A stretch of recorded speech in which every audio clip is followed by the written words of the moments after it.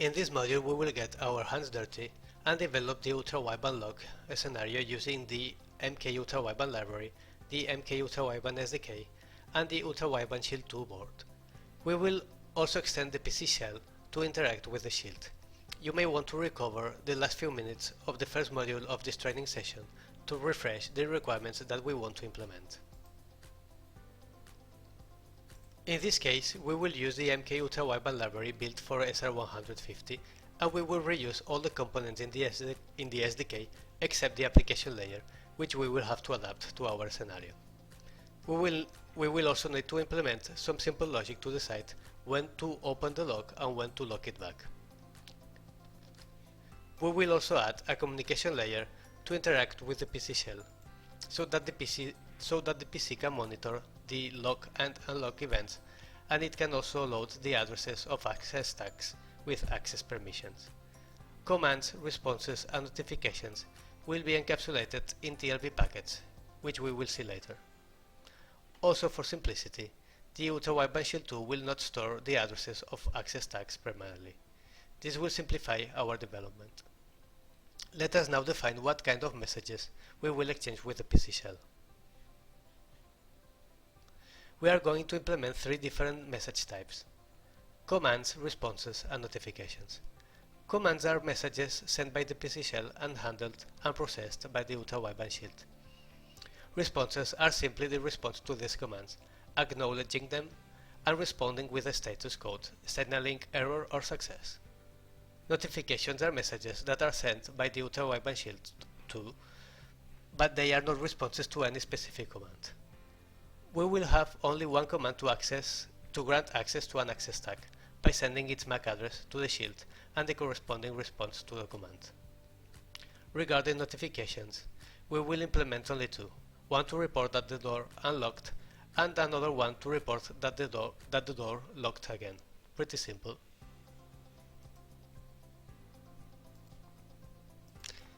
We have already said that the messages will be encapsulated into TLVs. TLV stands for type, length, value, and describes exactly that: a packet that has a type field followed by a length field, which is then followed by a value field. By the way, the length field encodes the length in bytes of the value field that comes right after it. Here we will use 1 byte for the type field, 2 bytes for the length, and the rest of the TLB will contain the value of the packet. Additionally, we will use the first byte of the value to encode a subtype of the TLB. Type 0xAA will identify ultra-wideband lock packets. Other TLB types could be used for other use cases if necessary. The subtype byte will identify the specific command, response or notification the TLB is carrying. The examples included in the SDK also use these TLB definitions to communicate with the PC Shell. Hence, we will be able to reuse much of the code. More complex scenarios may require other more complex protocols though. Now we'll see exactly which TLBs we will be exchanging. Let's start with the grant access command. This is the TLB that the PC Shell will use to grant access to a tag by sharing its MAC address with the Shield. As we have already seen, TLB type will be 0xAA, and the TLB subtype field we define it as 0x1. The rest of the value field will contain the 6 bytes of the BLE MAC address of the device we want to grant access to. You can see that the total length of the value field is 7 bytes, and this is exactly what is encoded in the 2 bytes reserved for the length. The response to this command will have the same type and subtype, but it will only have 1 extra byte to report the result of the operation. We will use 0 for success responses and 0xFF to notify an error. In total, we will use 2 bytes for the value field. So the only TLBs left are the notifications. We will have 2 notifications, one to report that the lock has unlocked, another one to report that the lock has locked again. We will use subtype 0x2 for the first one and 0x3 for the second one. Besides the subtype byte, we don't need to add any additional bytes to the value field. Before we continue, let's make a few remarks. First, notice that the grant access command and its response use the same subtype field. This is arbitrary, but it simplifies a bit the code that we will have to implement later. Likewise, log and unlock notifications could have been implemented using the same subtype and adding an extra byte to report the state of the log, either open or closed. Also notice that there are no start and stop commands. This means that the ultra-wideband shield will always be detecting devices and it will never stop doing it. In a real-world scenario, you may want to be able to stop the detection, for example, to perform some maintenance operations or something similar.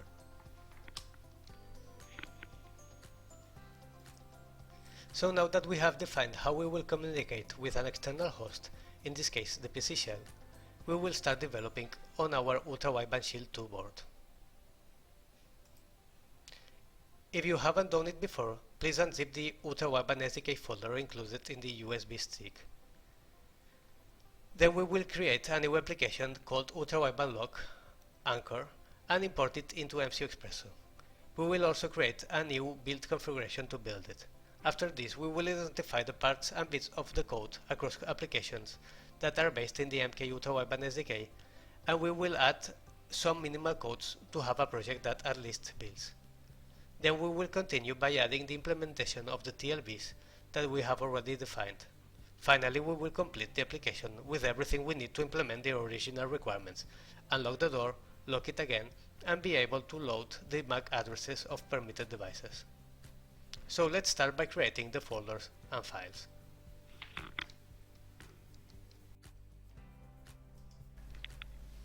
So if you didn't do it before, open the USB drive and navigate to the folder Software, MK Ultra-Wideband SDK, Source, and extract the zip file there to your destination folder.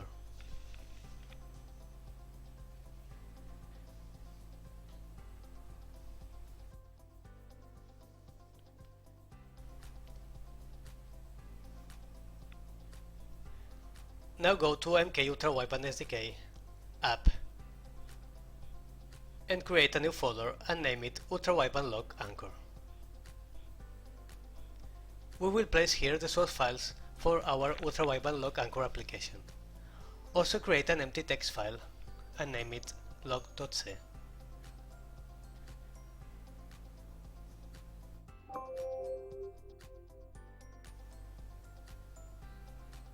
We will now start MCU Expresso 11.3.0 and we will create a new workspace folder.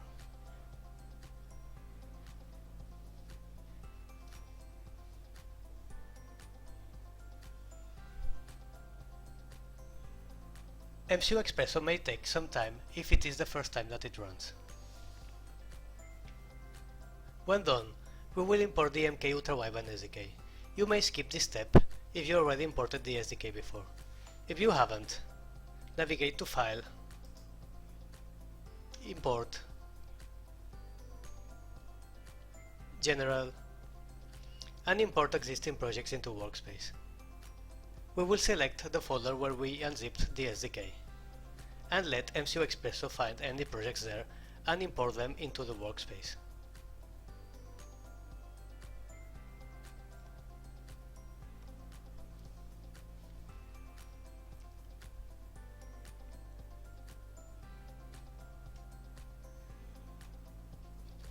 Now we will import the new folder with the empty source file we just created. Right-click on the App folder in the Project Explorer, select Import,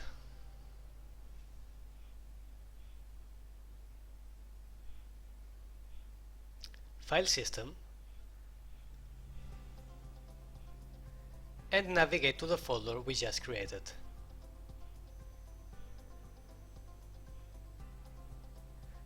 Click on Select Folder, select it, and also select the Create Top Level Folder option and the Advanced option to create links relative to the project location. Done. The new folder and the empty file now show in the Project Explorer.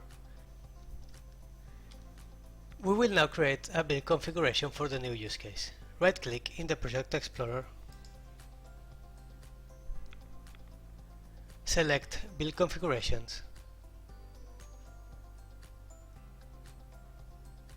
Manage, and select New to create a new build configuration. We will call it Ultra-Wideband Lock Shield 2 SR150 because it's meant to run on Ultra-Wideband Shield 2 boards. We can leave the description field empty, and we use the Ultra-Wideband Shield 2 SR150 configuration as baseline so that it will copy all the options and configurations from this build configuration.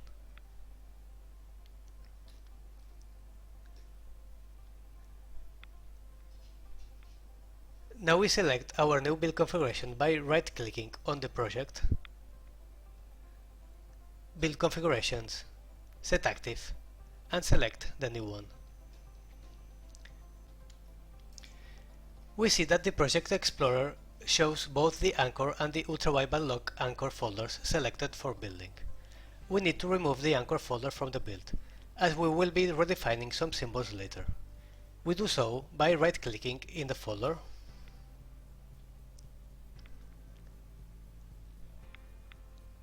select Resource Configurations, Exclude from Build. We can now select on which configurations we want to exclude this folder. We select the Ultra-Wideband Lock Shield 2 SR150 configuration. Now we'll add some minimal code so that we have a project that builds.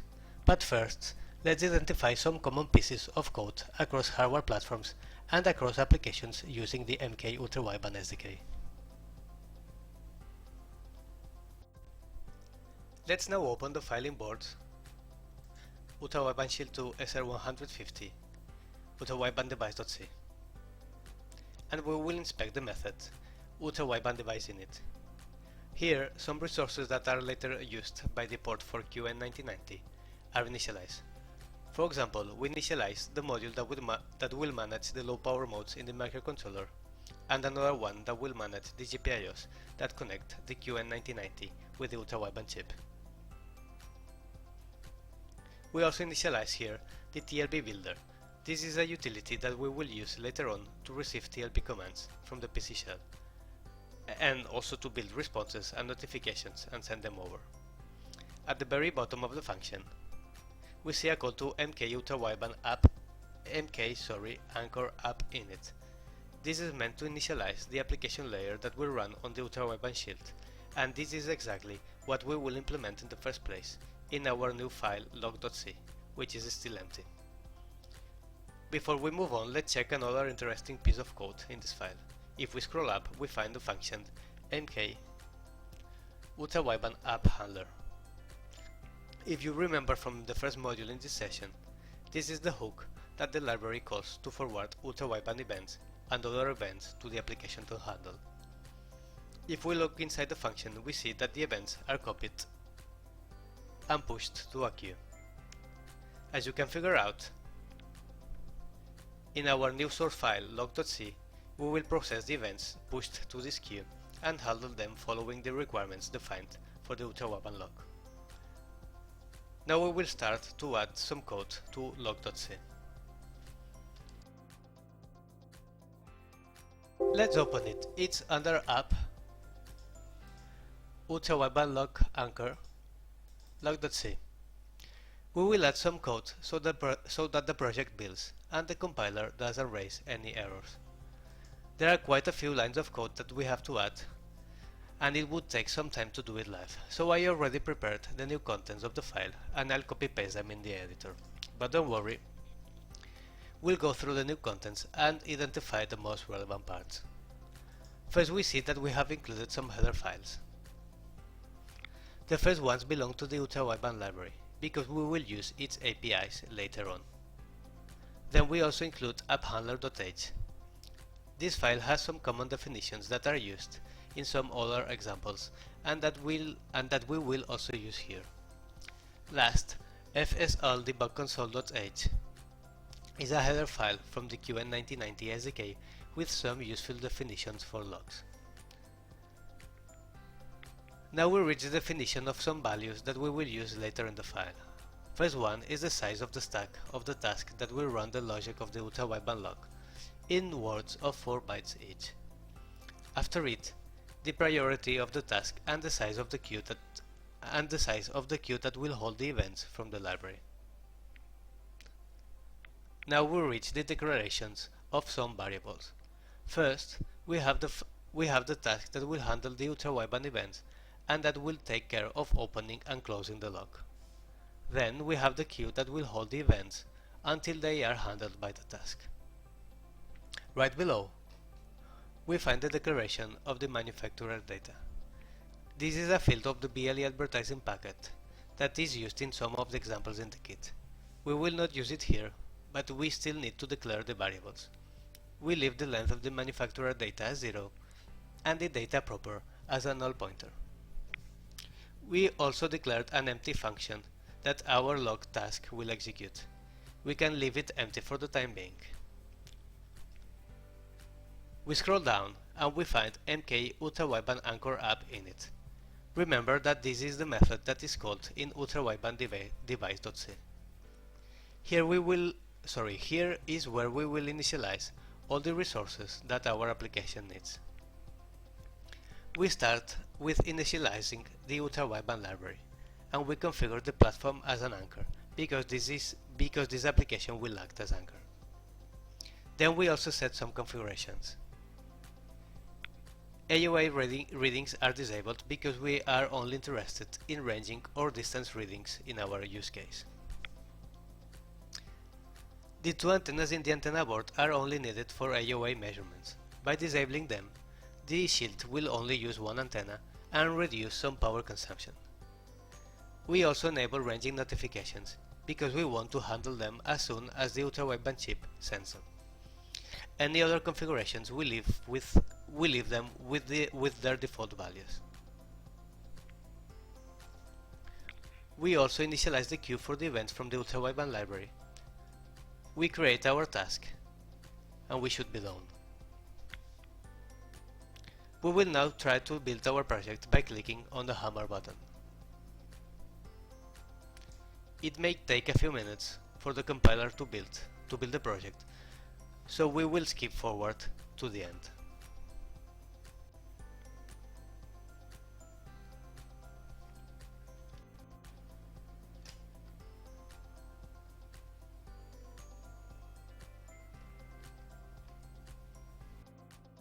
Unluckily, the project didn't build yet, and the compiler raised some errors. It seems that the functions handle app command, handle tracker command, and handled test command are used but are not defined. We'll now fix that. Open Tlb manager.c in app common Tlb manager or tlvmng.c. If we inspect the contents of the file, we will find some calls to handle app command, handle tracker command, and handle test command. These methods handle TLBs that target the demo use cases that are supported by the ultra-wideband kit out of the box. Unfortunately, they are implemented in the Anchor folder, which we excluded from our build configuration a while ago. Before we fix this, you probably already have noticed that these three methods are linked to some TLB types. Actually, this is the task that handles all incoming TLBs from the PC Shell or from any other host connected to the QN9090. The TLB data is read and encapsulated in this TLVT structure. Depending on the type of the TLB, one function or another is called. This should give us a hint of where we will end up placing the code that will handle the new TLVs from the ultra-wideband lock. So let's check the definitions of these TLVs. Do Ctrl and left mouse click on tracker command, and MC Expresso will navigate us to the definition of these TLVs and other TLV types. This is in the file tlvdef.h. We will take advantage and add our new TLV definitions now.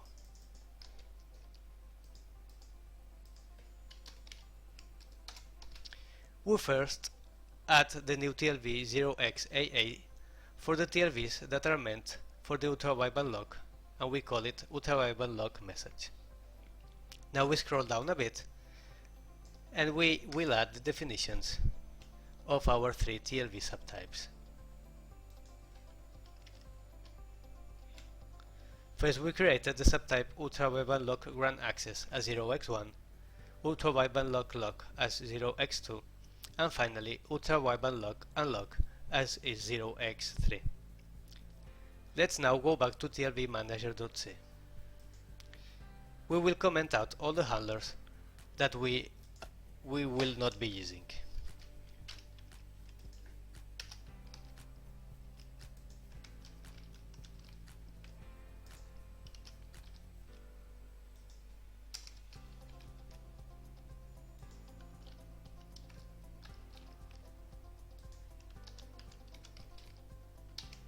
We are breaking the demos in the kit, but it's okay for now. We try to build again, and the project now should build.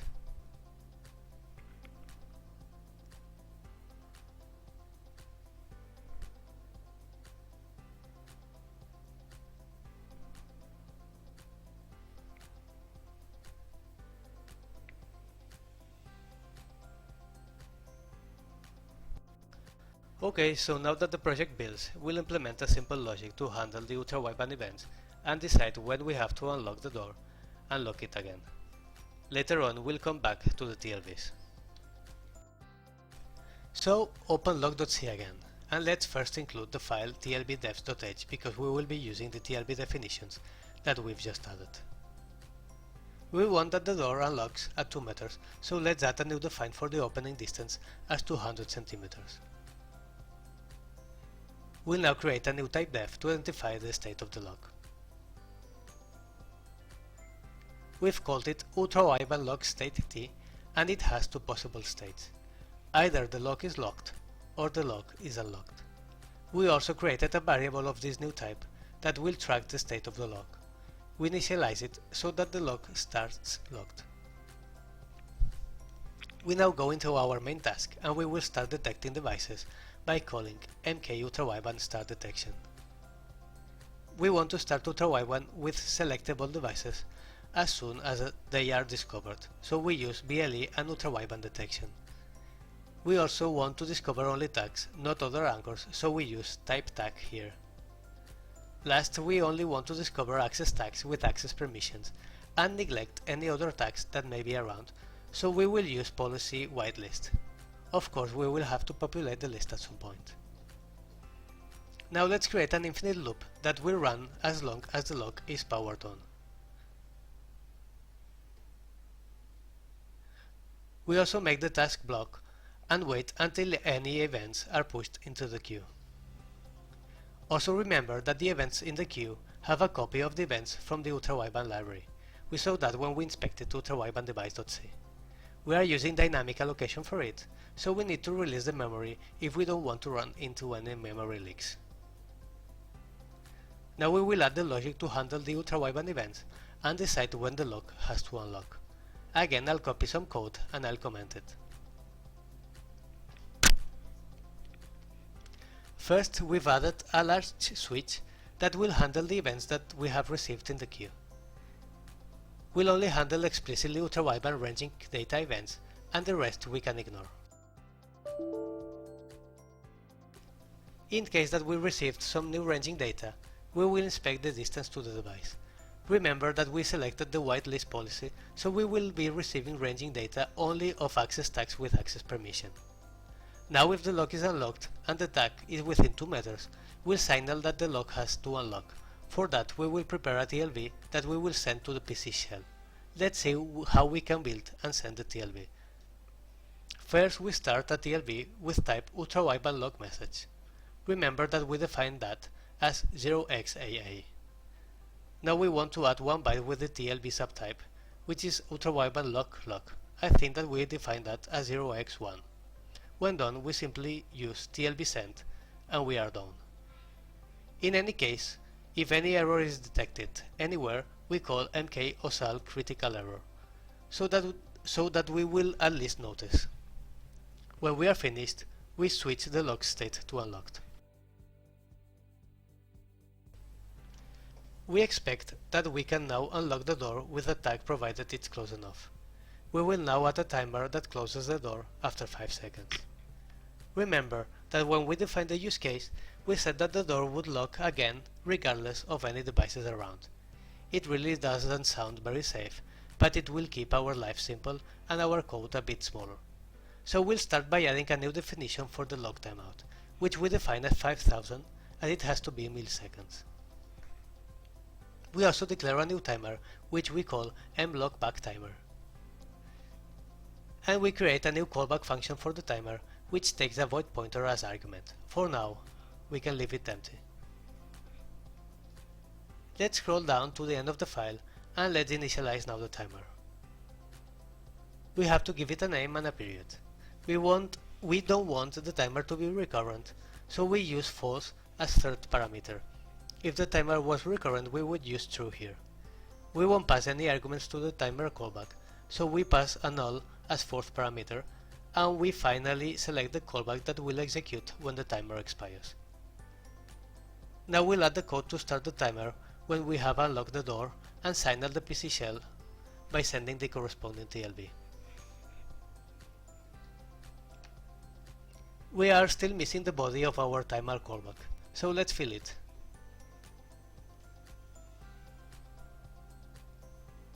When the timer triggers, we will send a TLB notification to the PC shell to report about it, exactly the same way as we did before with the unlock event. We also change the state of the lock to locked, and we have our lock and unlock logic ready. We're almost done with the implementation of our ultra-wideband lock and core application. The only remaining bit is that we have to handle the TLBs that the PC shell sends to provide the MAC addresses of the tags with access rights to the lock. We open again tlb manager.c and we add a new handler for the TLBs with type ultra-wideband lock message. We will define a new method called handle ultra-wideband lock message, which we can declare right here. This method will take as argument the TLB that has been received from the PC shell. Now let's call the new handler when the right TLB is received. This piece of code also prepares a new TLB with the response and sends it over after the handler returns. Also notice that we have ignored this flush input variable. This is used to flush any temporary bytes in the incoming TLB buffer if any error is detected. We can ignore it for the time being.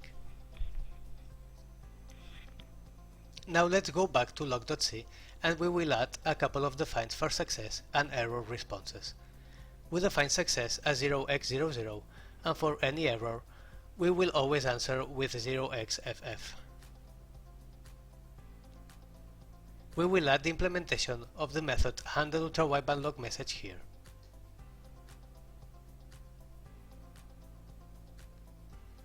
First we check that the length of the input TLB is the expected one. This is 6 bytes for the MAC address plus 1 byte for the TLB subtype. And we also check that the TLB subtype, which you will remember is the first byte of the value of the TLB, is the right one. If so, bytes 1 to 6 contain the MAC address of the type with access rights, so we simply take it and add it to the whitelist in the ultra-wideband library. We check that everything went well, and if so, we add the success byte to our response. On the other hand, if any error was detected anywhere, we will respond with an error response.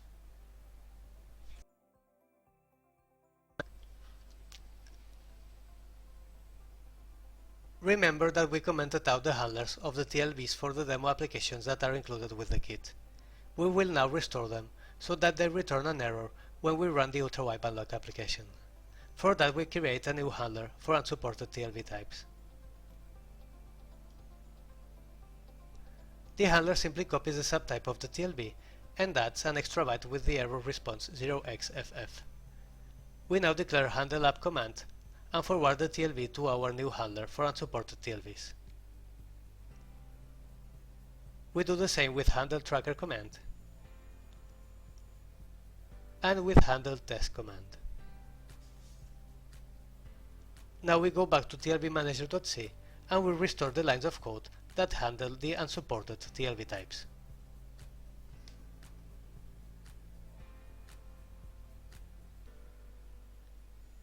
And we are done.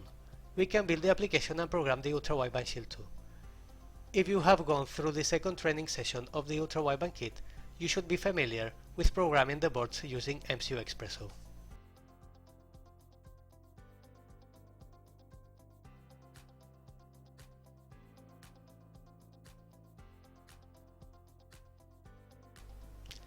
We now have our ultra-wideband lock application in place using the MK ultra-wideband library and running on the ultra-wideband Shield 2. We still need the SR150 tag counterpart, but first we will extend the PC Shell so that it monitors the lock and unlock events and so that we can load the addresses of the tags with access permission. So let's quickly recap what we want to do in the PC Shell. We want to enable a command that sends a TLB with a MAC address so that our ultra-wideband lock anchor application that runs on the ultra-wideband Shield 2 will handle it and will add the address to the whitelist in the ultra-wideband library. Also, we want to monitor the lock and unlock events and display a message on the computer. To do all that, we will first install PyCharm. This is a popular Python editor, but you may as well use the PC Shell with any editor of your choice as you find convenient. Using PyCharm, we will import the PC Shell project and configure it so that it uses the right COM port.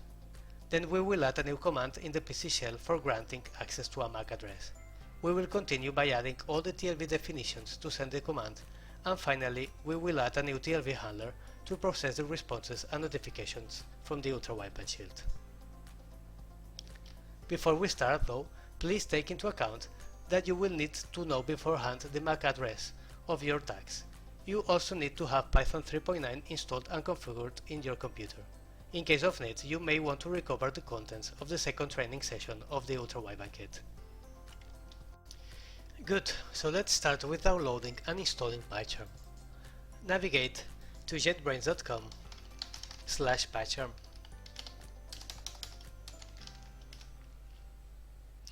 JetBrains is the company that develops this tool. Now select Download and select to download the Community Edition. At the time this video was shot, the latest PyCharm version was 2021.1.1.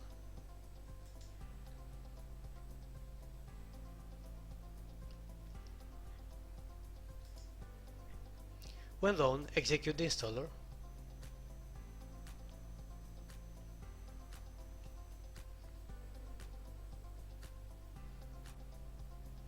And go through all the dialogues. Use the default configurations if asked. Complete the installation. And run PyCharm.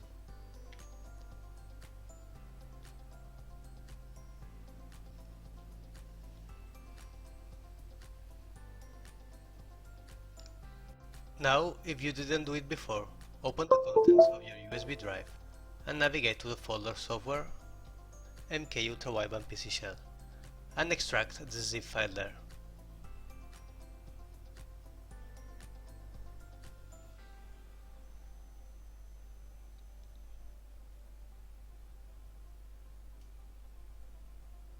Once done, back in PyCharm, click on the Open button and select the folder where you just extracted the PC Shell zip file. This should import the project. Also, if it is the first time that you are using PyCharm, you will need to configure the Python interpreter.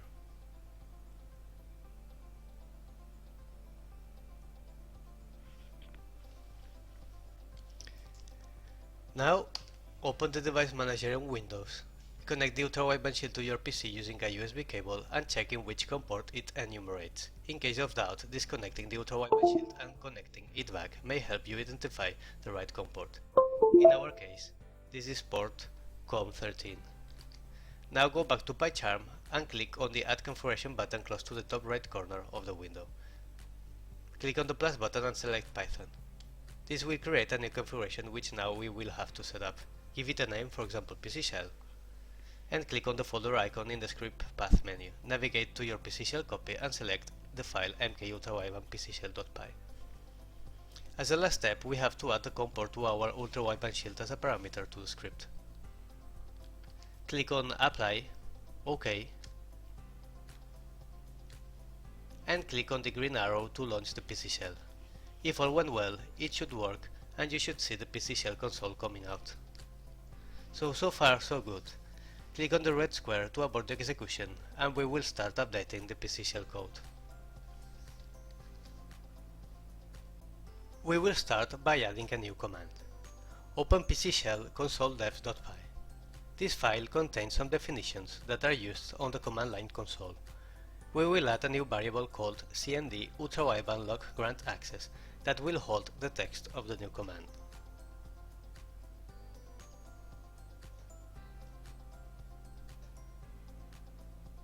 This is the new command that we will have to type in the PC Shell.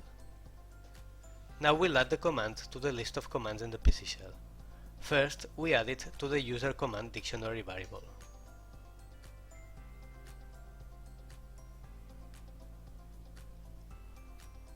Also, we want that the command displays on the initial menu and on the help menu. For that, add the following lines to the command usage example variable.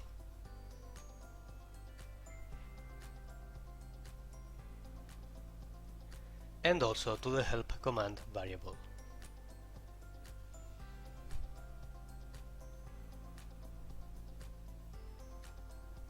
Now open the file uimanager.py and look up the variable mcmd_function_dic. Here we will indicate the method that will execute when the command is launched. We'll call this method ultrawideband lock grant access and we will implement it right away. I'll copy here an initial version of the function.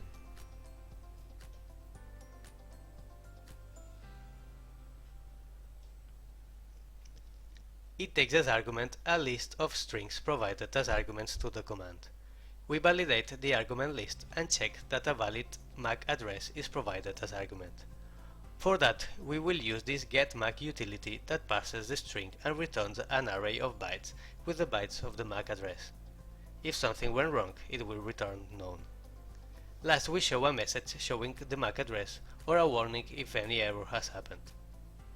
We can now run the console by clicking on the green arrow again. If we type grant access, followed by a MAC address, we will see that the command is processed as expected and the console shows the MAC address that we gave it. Now that we have the MAC address parsed and loaded into a byte array, we need to build the TLB and send it to the ultrawideband shield. Open the file tlb framework tlbdev.py. This file contains the definitions of the TLB types and subtypes, and we will now add some new definitions. We start by defining a new TLB type called TLB ultrawideband lock message and give it the value 0xAA. Remember that this is the same value we are using in the software running on the ultrawideband shield. Now we will add the TLB subtypes. We will take advantage and add definitions for the three subtypes we'll be using. We defined ultrawideband lock grant access as 0x1, ultrawideband lock as 0x2, and ultrawideband lock and lock as 0x3. So we have all the definitions in place. Let's jump back to uimanager.py and we will complete the ultrawideband lock grant access method. For this we will use the class Tlb Builder. This class implements some methods to build, manage and send TLVs, very similar to those we've seen before in the MK ultrawideband SDK. So let's fill the method. Again, we first start a TLB of type TLB ultrawideband lock message, which remember we have defined as 0xAA. Then we add the TLB subtype, which is ultrawideband lock grant access. We add the MAC address that we've already parsed from the user input and we send the TLB right away. With these few lines of code, we can build and send the new TLV. Although it's not strictly necessary, we will add a few logs to inspect the TLVs that we are sending. We open tlbbuilder.py, scroll down to line 79, and we disable the commands in this loop here. Now the TLV should print in the console. We'll now launch the console again. Click on the green arrow or the relaunch button and type grant access followed by a MAC address. The PC Shell prints a TLV with all expected fields. Type is 0xAA, length is 7 bytes, subtype 0x1, and the remaining 6 bytes are the MAC address. Also, the ultra-wideband shield is responding to the TLB and maybe even sending the unlock and lock notifications, but this is not yet being handled and not being shown in the console. This is the only remaining feature we have to add to the PC Shell before we are done. So we'll complete our new use case in the PC Shell by adding a new handler for the ultra-wideband lock TLB responses and notifications. We will update UIManager.py and add a new line to the dictionary mtlb function dict.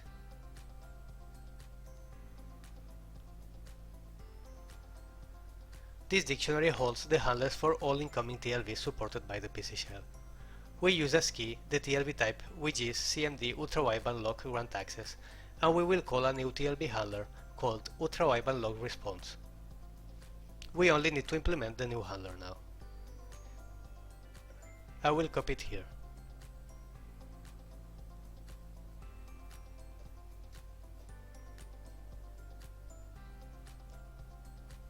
The method takes as argument an array with two positions. First position is the length of the value of the TLB, and second position is an array of bytes with the value of the TLB. The first byte in the value is the subtype of the TLB, so we check that the subtype is one of the three that we support, either a response to grant access command or the lock and unlock notifications. In all cases, we check the correctness of the TLB, that the length and all the fields have the expected values, and we print a message accordingly. We now have everything ready to start testing our implementation in the ultra-wideband Shield 2 and in the PC Shell. The image just preloaded in the SR150 ultra-wideband tags that come with the kit will detect any shields in range and select them for ultra-wideband sessions. We will take advantage of that to test our ultra-wideband lock anchor application and the PC Shell. In case that you have programmed or modified the software loaded in the SR150 tags, please recover the original images provided with the kit and program the tags again. We have here two SR150 tags ready with the original firmware images. We place them a bit away from the lock, more than 2 meters away, and power them up with a coin cell.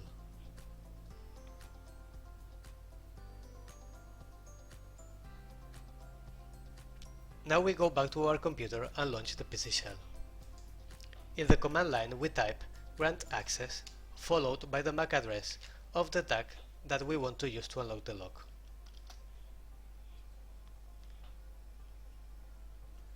Now we bring the tag closer and the PC Shell will show that the door unlocked. After 5 seconds it shows that the door closed again, and right after it shows that it unlocked again. If we bring the tag farther than 2 meters away from the lock should close and stay this way. If we take the other SR150 tag and bring it close to the ultra-wideband lock, it ignores it and nothing happens, and the PC Shell doesn't show any messages. So we have completed the development for the PC Shell and for the ultra-wideband Shield 2. The only task remaining is to make the SR150 ultra-wideband tag behave as we defined initially. This should be pretty easy, and we will see it in the third module of this training session.